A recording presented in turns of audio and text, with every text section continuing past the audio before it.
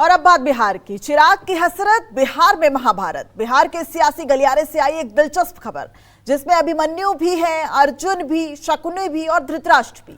युवा बिहारी चिराग पासवान और उनकी पार्टी की महत्वाकांक्षा बिहार में चुनाव जीतना करीब आ रहा है, उतना ही रह रहकर जोर मार रही है। कानून व्यवस्था के मसले पर अपनी ही सरकार पर उंगली उठा चुके चिराग पासवान के लिए यह स्थिति कुछ ऐसी है कि छुपाना भी नहीं आता और खुलकर बताना भी नहीं आता। देखिए रिपोर्ट।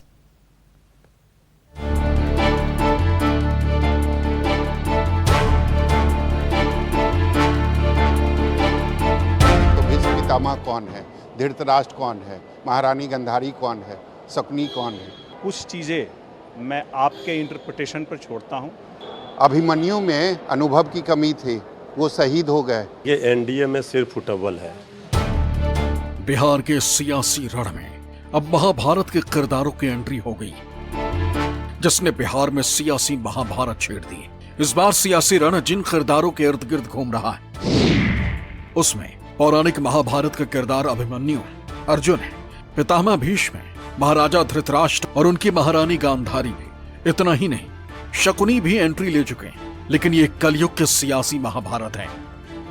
अब बिहार की राजनीति में एक साथ महाभारत के इतने किरदार कैसे उतर आए, कौन इन्हें राजनीति में खींच लाया, उसके लिए आपको वो एक्स पोस्ट दिखाते हैं जिसकी वजह से बिहार में सियासी महाभारत शुरू हुई। इस पोस्ट में लिखा है कि महाभारत के 4 प्रमुख पात्र जिन्होंने समय का मान नहीं रखा, पितामह भीष्म, महाराज धृतराष्ट्र, महारानी गांधारी, महाराज शकुनी। नहीं, सभी का सम्मान है, बात सिर्फ समय की। जब सब मौन रहे तब अभिमन्यु, जिसमें अनुभव की कमी थी, चक्रव्यूह में कूदा, क्योंकि समय का मान रखने के लिए अनुभव नहीं, नव संकल्प चाहिए। एक्स पर इसे एलजेपी रामविलास से सांसद अरुण भारती ने पोस्ट किया। क्योंकि राजनीति में बात इशारों इशारों में होती है, इसलिए राजनीति के जानकारों को अरुण भारती के इस पोस्ट और उसके मायने समझने में देर नहीं लगी। एक्स पर अरुण भारती के इस पोस्ट को चिराग पासवान के लिए भावनात्मक समर्थन के रूप में देखा जा रहा है। चिराग ने हाल के दिनों में अपनी रैलियों में बार बार बिहार के विकास की बात की और लोगों से वादा किया कि वो बिहारियों के लिए लड़ेंगे। चिराग पासवान ने बिहार में बिगड़ती कानून व्यवस्था पर सवाल भी उठाए।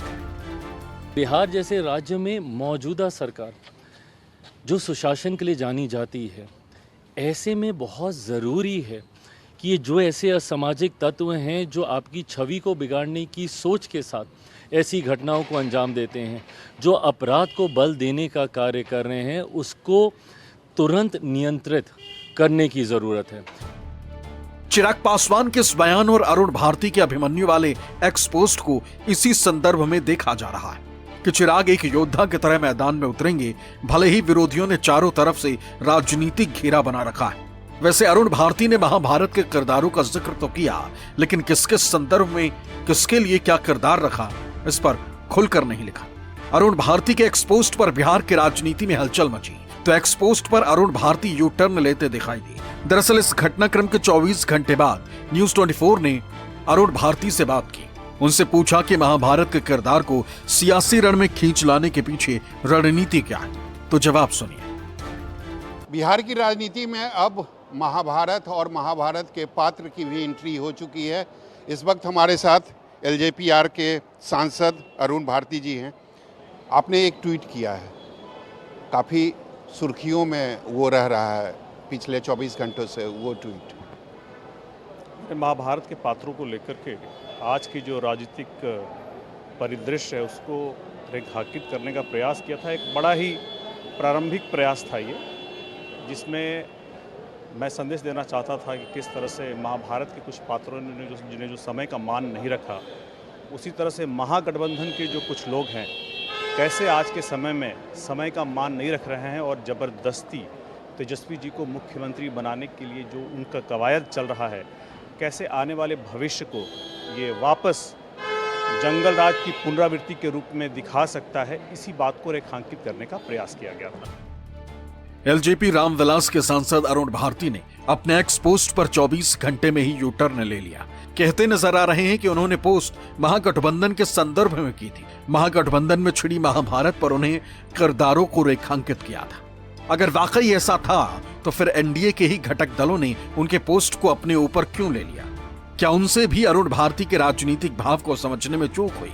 क्योंकि जैसे ही अरुण भारती का एक्सपोस्ट सामने आया, जेडीयू से लेकर हम के नेता हमलावर हो गए। तो अभिमन्यु की जो भूमिका है, उस भूमिका को भी स्वीकार करने में सहजता रखनी चाहिए। सहजता इस मामले में रखना चाहिए कि जो अभिमन्यु बनना आसान है, लेकिन अर्जुन बनना बहुत कठिन है।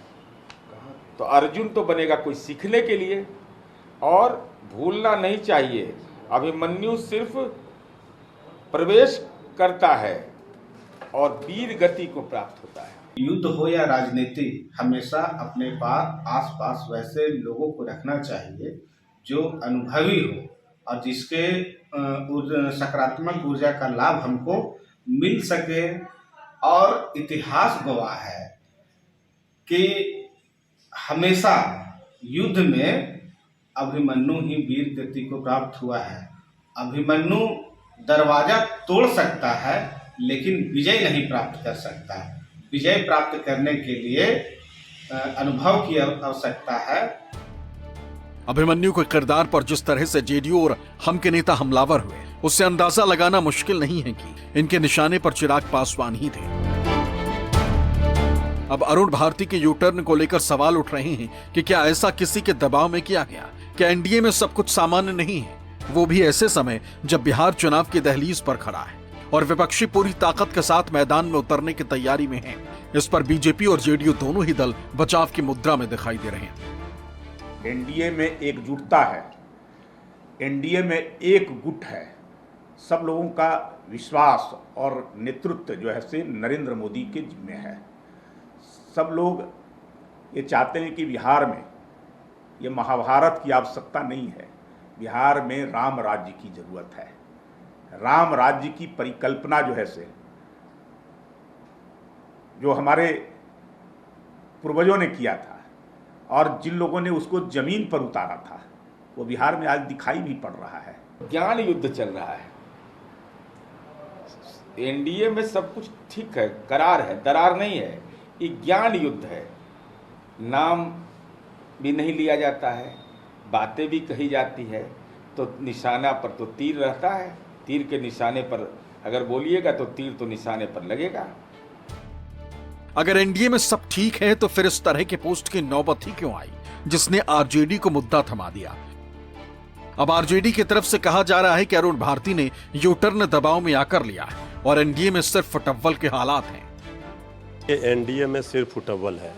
एलजेपीआर चिराग पासवान जी की पार्टी के माननीय सांसद, जिन्हें ट्वीट करके आदरणीय जीतन बाबू मांझी जी पर, आदरणीय नीतीश कुमार जी पर निशाना साधा, और जब हाई कमान का दबाव आया तब यू टर्न ले रहे हैं।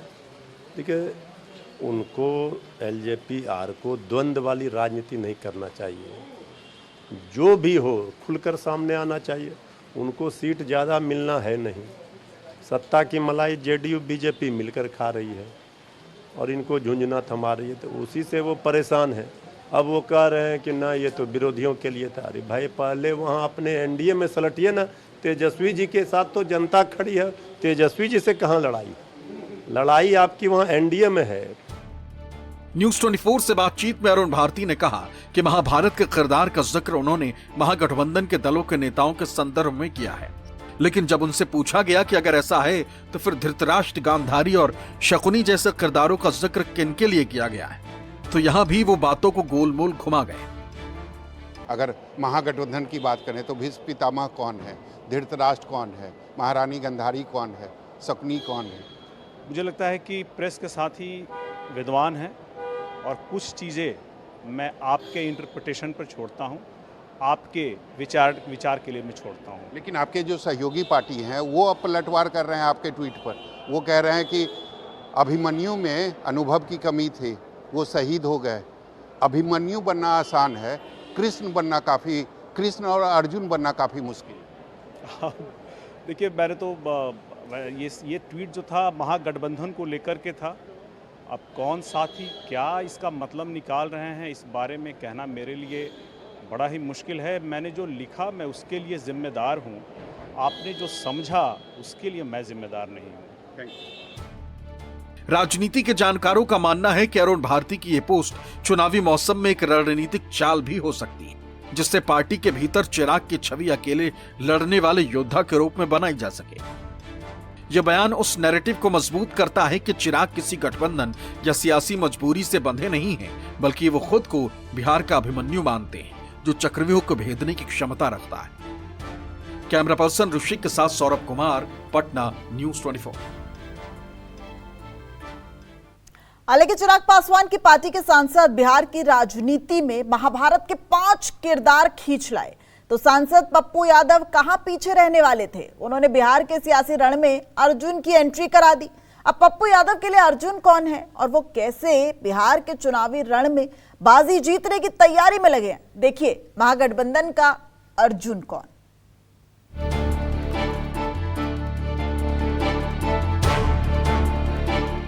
बिहार का सियासी रण जीतने के लिए राजनीतिक दलों के टारगेट तय हैं, रणनीति बनाई जा चुकी है। तो क्या इसी रणनीति के तहत महाभारत के किरदार सियासी रण में उतारे जा रहे हैं? क्योंकि जहां एक तरफ अरुण भारती ने अभिमन्यु से लेकर पितामह धृतराष्ट्र तक का जिक्र कर दिया और इसके बहाने महागठबंधन को घेरने की कोशिश की, तो दूसरी तरफ सांसद पप्पू यादव इस रण में अर्जुन को ले आए। लेकिन पप्पू यादव के लिए अर्जुन कौन है, वो कैसे बिहार में चुनावी चक्रव्यूह को भेदेंगे, सुनिए। बड़ी लड़ाई होनी है अभी सर, युद्ध और इस युद्ध को अर्जुन लड़ेगा। कौन है अर्जुन? इस देश में एक ही अर्जुन, कृष्ण तो अब है नहीं, अब कृष्ण मिलेंगे भी नहीं। और एक ही कैरेक्टर है अर्जुन का, राहुल गांधी। धृतराष्ट्र अनेक हो गए, दुर्योधन उससे ज्यादा हो गए, अर्जुन एक ही है। उसके साथ कई अर्जुन पैदा होना पड़ेगा, क्योंकि कृष्ण नहीं है तो कई अर्जुन तो होंगे। मैं तो कहता हूं कि अर्जुन और जिसके भीतर कलेवर है झांसी की रानी की तरह, आवाज है अधिकार को बचाने की, वो प्रियंका गांधी जी, दोनों को निकलना होगा। लड़ाई बिल्कुल आर पार है। पप्पू यादव राहुल गांधी को अर्जुन बता रहे हैं, लेकिन क्या राहुल गांधी 2025 के चुनावी चक्रव्यूह के भेद पाएंगे? हालांकि इस बार कांग्रेस पूरी ताकत के साथ बिहार के मैदान में उतरी। राहुल गांधी बीते 6 महीने में आधा दर्जन बार बिहार का दौरा कर चुके। एसआईआर के खिलाफ महागठबंधन के नेताओं ने बिहार बंद का ऐलान किया था। इस दौरान भी राहुल गांधी बिहार पहुंचे थे। तेजस्वी यादव के साथ मंच साझा भी किया था, लेकिन पप्पू यादव को उस मंच पर जगह नहीं मिली थी। बावजूद इसके पप्पू यादव राहुल गांधी को अर्जुन बता रहे हैं। महाभारत और रामायण के अभी कितने और किरदार राजनीति में खींचकर लाए जाएंगे, अभी कहा नहीं जा सकता, क्योंकि बिहार चुनाव में अभी समय बाकी। दिल्ली से रमन कुमार के साथ ब्यूरो